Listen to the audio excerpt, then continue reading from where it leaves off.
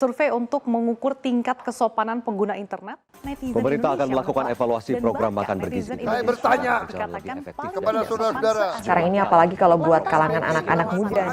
Dengan hadirnya media sosial, sekarang banyak orang yang bisa mendapatkan Pemirsa, kasus chat mesum yang diduga dilakukan Habib Rizik dan Rizal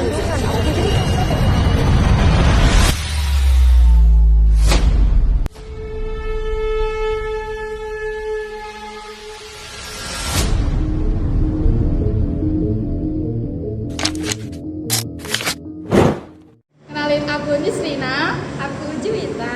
Aku Bagus, Wandika, aku Rizky, aku Pendi, dari kelompok 1. Assalamualaikum warahmatullahi wabarakatuh. Waalaikumsalam warahmatullahi wabarakatuh. Selamat siang Bapak, terima siang. kasih atas kesediaan dan juga waktunya untuk menjadi narasumber di wawancara ini. Oke. Wawancara ini kami lakukan dalam rangka memenuhi tugas mata kuliah kewarganegaraan dan juga ke-NU-an dengan tema menjaga NKRI di era digital melalui nilai-nilai moderasi dan juga kebangsaan.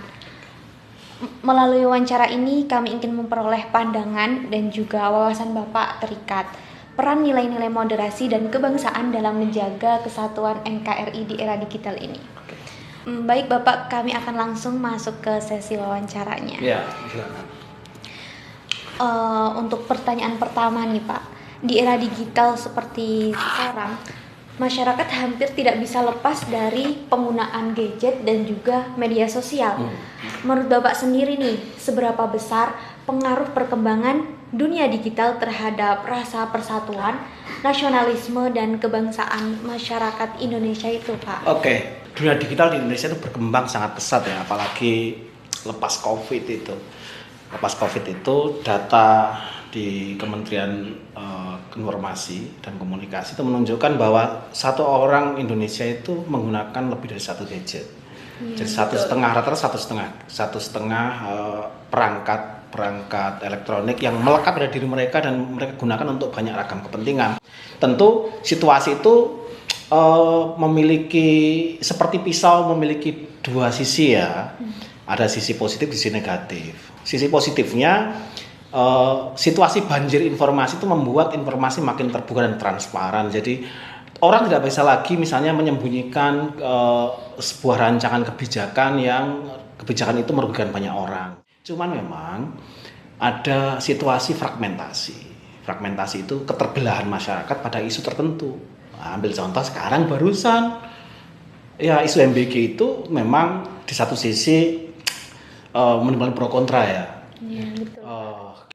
Artinya kalau kita tanya, bisakah nasionalisme terbentuk? Ya, asal algoritma kita sebagai anak muda ini membangun algoritma yang mencintai bangsanya, ya itu pasti algoritma itu nasionalisme itu akan tumbuh di anak-anak muda kita. Tapi kalau algoritma kemudian membentuk mereka menjadi ya kita di Indonesia masuk surga jalur WNI misalnya Pak, sudah gagasannya sudah merasa skeptik dengan situasi itu, maka yang muncul ya akhirnya situasi ya seakan-akan kurang nasionalis, kurang mencintai negaranya. Asal kita bisa mengelola algoritma secara baik, maka teman-teman muda saya kira bisa mengembangkan konten-konten yang ya tetap kritis, tetapi kemudian bisa menjadi ruang kebersamaan kita untuk memperkuat merajut tali kebangsaan kita, biar nggak putus itu, biar nggak buyar. Dan jangan-jangan buyar betulan kan? Nggak asik kan? Jadi saya kalau mau nikah dengan misalnya orang di Jawa Timur harus pakai paspor dan pakai visa kan susah ya, gitu. Kira-kira itu ya. Oke Pak, selanjutnya saya ingin tanya, kalau dulu kan warga negara yang baik itu kan yang taat peraturan di dunia nyata. Kalau di era sekarang menurut Bapak, netizen Indonesia yang baik dan peduli sama NKRI yang baik dan peduli itu kalau di internet perilakunya harus seperti apa sih? Oke, begini. Jadi kita coba pisahkan ya. Belakangan kita mengenal selain individu netizen itu munculnya bot, robot yang digunakan untuk berkomentar. Itu mengganggu sekali. Kalau kita ditanya, ya kita pisahkan tuh robot-robot digital itu bukan warga negara. Nah itu sadari itu sepenuhnya. Jadi makanya literasi digital penting. Misalnya ada robot yang komentar, ya kita nggak boleh bereaksi dengan kemarahan. Itu kan tahu ya, kita cek aja ya akun ini akun kayak apa sih. Oh, biasanya dia follow banyak orang, nggak ada yang follow. Misalnya gitu-gitu itu kan tanda. Maka menjadi warga negara digital atau netizen yang cerdas dan yang baik, warga negara yang baik adalah warga negara yang mampu berdialog dengan emosi yang diminimalisir dan berkomentar atas informasi kayak apa. Kasih komen maksudnya evaluasi. Kalau ngasih evaluasi juga kasih data. Jadi misalnya kalau sekarang lagi rame MBG ya kasih data ini datanya kayak gini loh, ini kayak gini loh. Lantas kita harus kayak apa? Itu kan orang jadi lebih cerdas ya, smart. Sementara terkait yang good, yang baik ya, kalau ada perpecahan, ada problem-problem, maka ketemulah luring.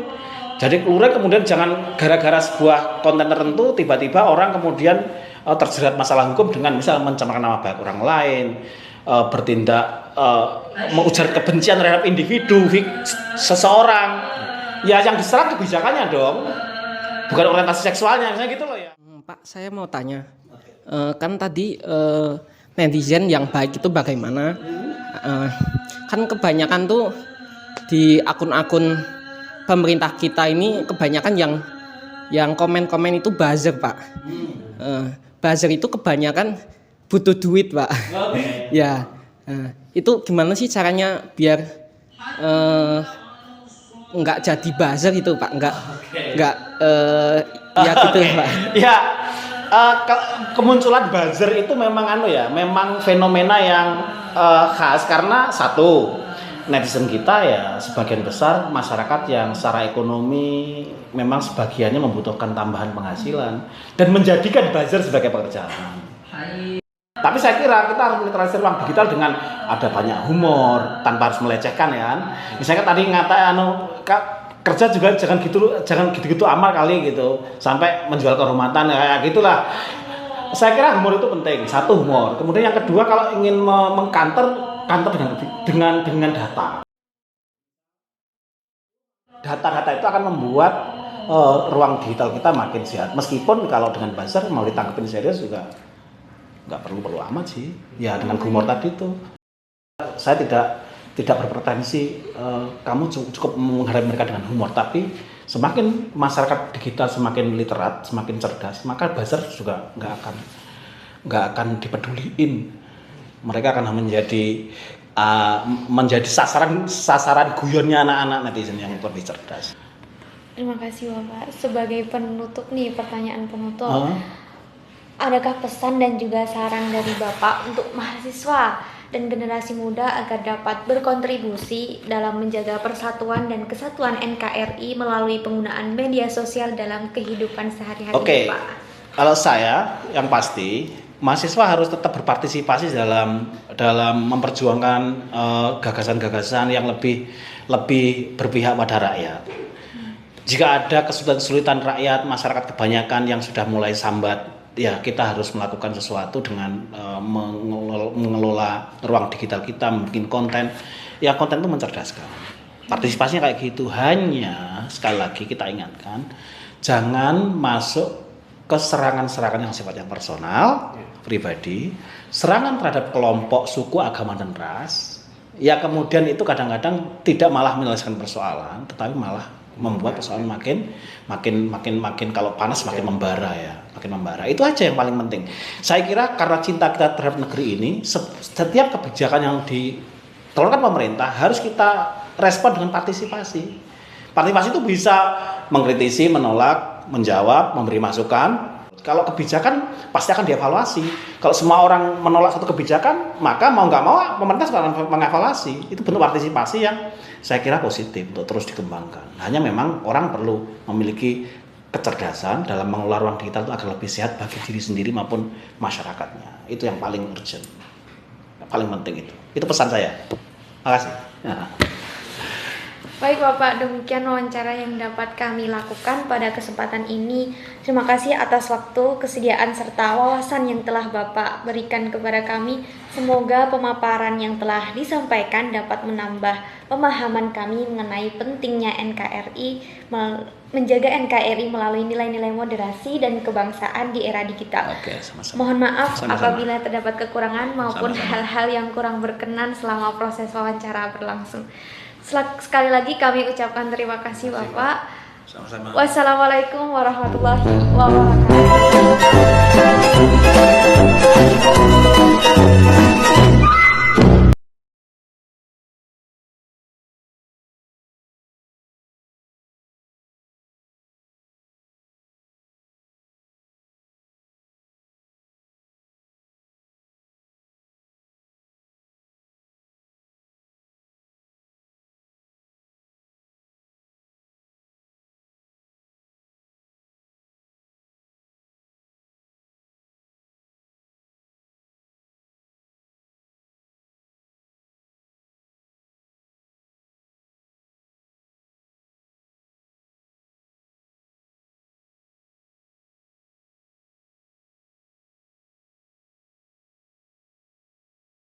Pendidikan